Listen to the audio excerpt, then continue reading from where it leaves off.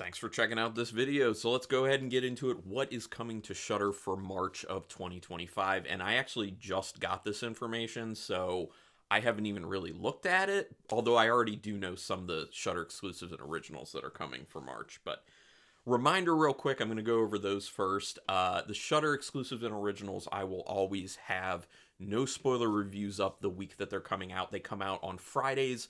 I will try. Typically, I have been able to, but now with my schedule change, I will try to have them up that Monday. So, 4 days ahead of time. If not, it'll be like Tuesday, Wednesday, but it'll be up before the movie is on Shudder. So, but check on Mondays. So let's go over those. The first one is called The Rule of Jenny Penny.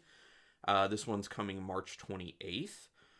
Arrogant Judge Stefan Mortensen, who suffers a near-fatal stroke, leaving him partially paralyzed and confined to a retirement home. There, Mortensen clashes with a seemingly gentle resident named Dave Creeley, played by John Lithgow, by the way. Oh, and Jeffrey Rush is in this, too, so I'm excited. Dave Creeley, who is actually secretly terrorizing the home with a sadistic game called The Rule of Jenny Penny, while wielding his dementia doll as an instrument of cruelty. When Mortensen's pleas to the staff go unanswered, he takes it upon himself to put an end to Creeley's reign of terror. This one sounds interesting to me, especially with Rush and Lithgow involved. Very excited. The next one is Bloody Axe Wound. That's coming March 21st. What a title, by the way.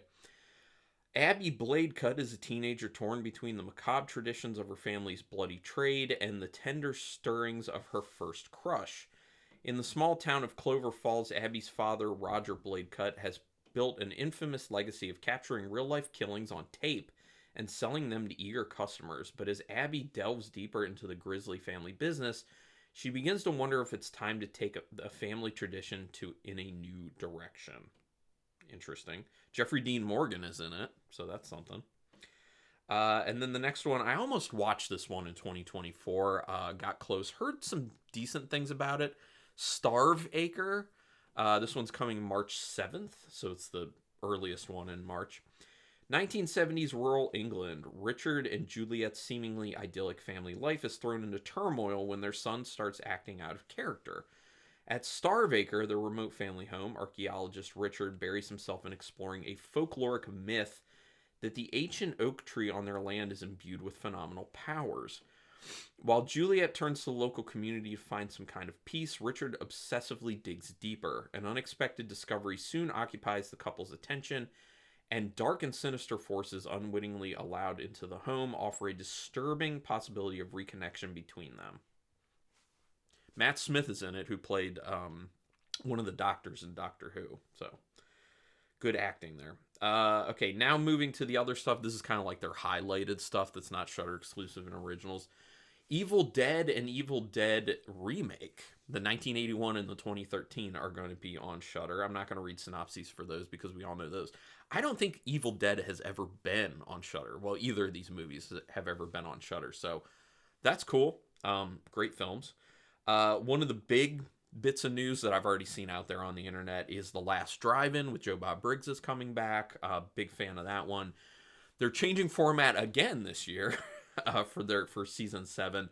They're going to be starting on March 7th, which is a Friday, 9 p.m. as usual. They're going to be doing double features again, which I know a lot of people were sad that they weren't doing double features last year. So last year, I believe they did one feature every other Friday. I like that format, but I'm not going to complain about this. It should still be fine. This one, they're doing a double feature the first Friday of every month, and that's it. So I'm assuming they're going to stretch it for like the entire year, maybe? I mean, it would make sense if that's what they did, but should be fun. Should be a good time. So then they have also their watch-alongs that they've been doing, which I've been reading these out, so I'll tell you what's what. Obviously, Friday, March 7th is The Last Drive-In with Joe Bob Briggs, premiere of Season 7. March 14th is Irish Horror Watch Party, Boys from County Hell, which is a fun one, and Grabbers. That's a good special feature right there. Both of those are fun movies. I would check that one out. March 21st, Coming of Rage Watch Party, Bloody Axe Wound, and Blood Relatives. Haven't seen either of those this time. Then March 28th, devastating horror watch party. The Rule of Jenny Penny and Kill List. Haven't seen Rule of Jenny Penny, but Kill List is a wild film. Has to be seen to be believed.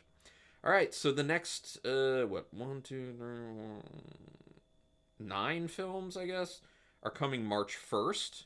30 Days of Night. These are some bigger ones.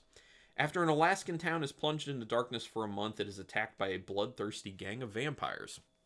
Has Josh Hartnett in it. I know a lot of people really like this one. I think it's pretty solid. I didn't love it, but it's solid. Christine, a very underrated John Carpenter film. This one's great. A nerdish boy buys a strange car with an evil mind of its own, and his nature starts to change to reflect it. Love the film. It's wonderful. Silent Hill, another fun one.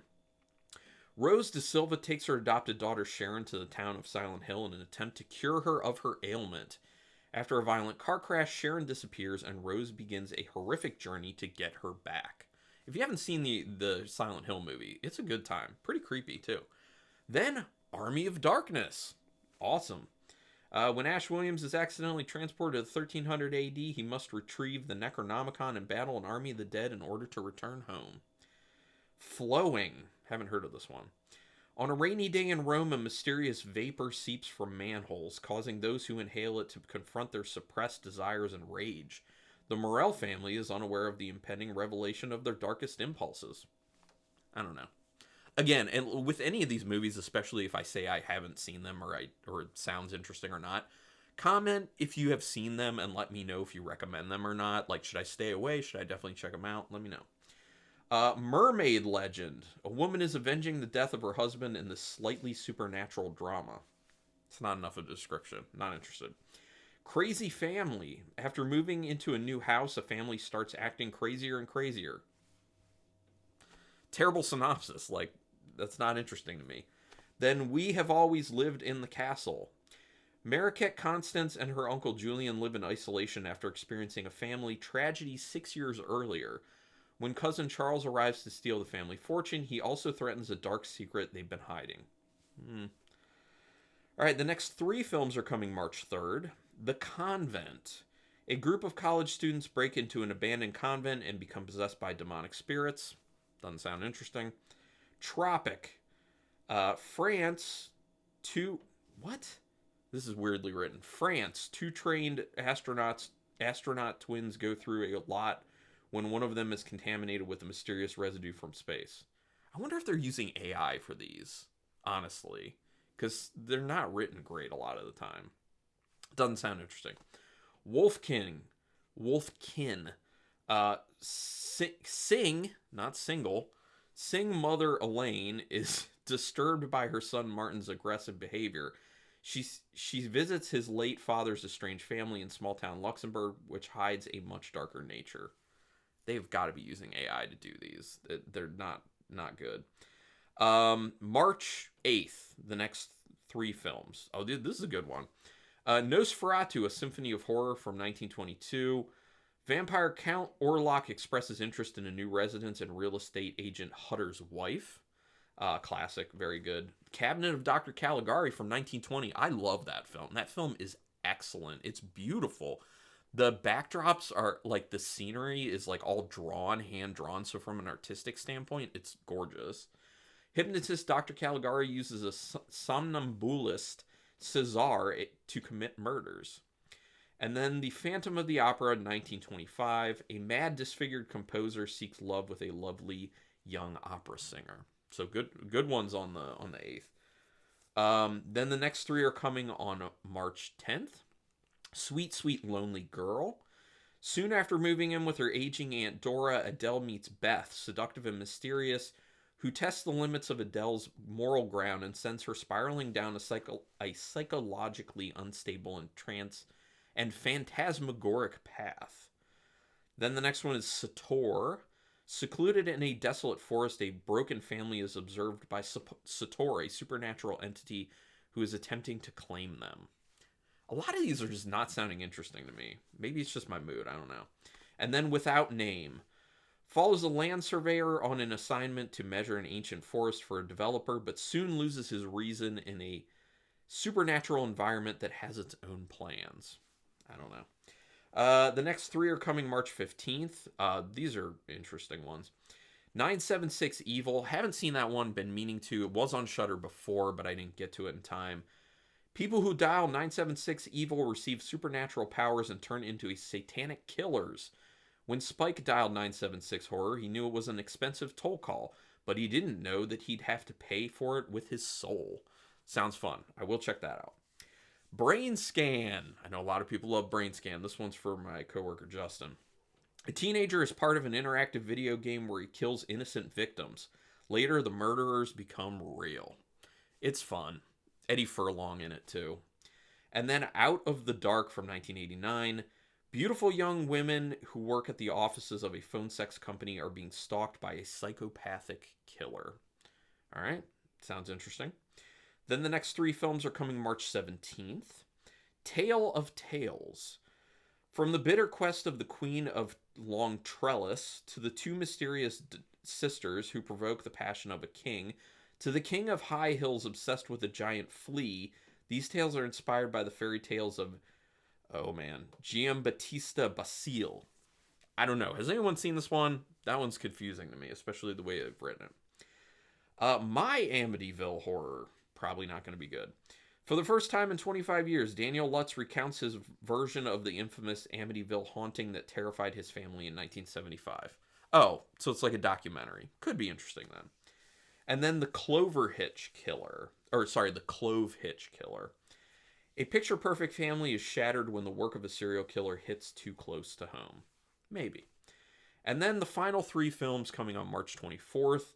The Snowtown Murders. I have been meaning to see this one because I listened to a podcast about the actual events having to do with that. Based on true events, 16-year-old Jamie falls in with his mother's new boyfriend and his crowd of self-appointed neighborhood watchmen, a relationship that leads to a spree of torture and murder. Pretty messed up case. Room 237, an exploration of various interpretations of Stanley Kubrick's horror film The Shining. That's a documentary. I think it's terrible. It's just a bunch of like wild theories thrown out by people who aren't even identified and are certainly not experts on anything. It's literally like a person who sat down with their friends and they all just threw out their theories. So it's not scholarly at all. It's not, I don't like it. It's not very good. And then the last film, ATM. On a late night visit to an ATM, three coworkers end up in a desperate fight for their lives when they become trapped by an unknown man. Maybe interesting. So again, please let me know what one should I avoid, what one should I make sure I check out down in the comments. Also, what are you excited about? What are you not excited about? I think it's a decent slate for March, especially early on. They dropped a lot of the bigger stuff in the beginning of the month, so I'm down with that. Also, just want to let people know, if you're still watching, I do monthly watch parties. So actually, I do it the first Saturday of every month right now. So literally, if you want to go from a Friday with Joe Bob to a Saturday with Carlin watching a movie on Shudder, you can check out the announcements that I have on my community tab. We do it 7 p.m. Eastern time through Scener, and there's information in those announcements of, you know, what you would need to sign up with Scener, and it's free. It's totally free, but it's a fun time. But anyway, do me a favor, subscribe if you haven't already. I would appreciate that. If you want to pitch in a little bit monetarily, I would appreciate that. There are memberships linked in the description. There are 2 levels, and they're very low amount of money monthly for some perks that you get, including seeing all my videos before everyone else on the internet. Thumbs up on this video helps out a lot with that algorithm, and notification bell button if you want to know when I'm putting up new videos. But regardless, thank you very much for your time, and until next time, keep it brutal.